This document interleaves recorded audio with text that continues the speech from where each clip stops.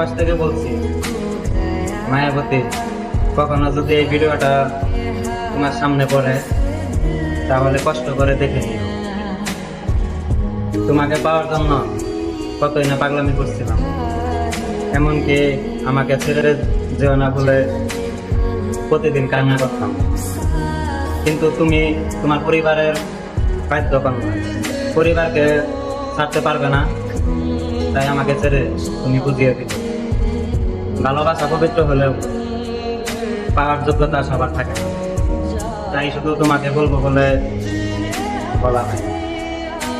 ভালোবেসে না পাওয়ার যন্ত্রণা কতটা কষ্টকর তা তুমি কখনো বুঝবে না, কারণ এখন তোমার নতুন ভবন পরিপূর্ণ ভালোবাসায় আমার অভাব তোমাকে স্পর্শ করতে পারবে না।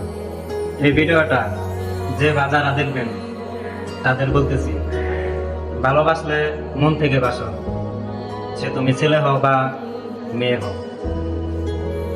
পরিবারের চাপে পড়ে ভালোবাসার মানুষকে ছেড়ে দিয়ে তুমি সুখে থাকতে পারবে ঠিকই, কিন্তু যাকে ছেড়ে চলে যাবে সে কখনোই ভালো থাকবে না মোটেও।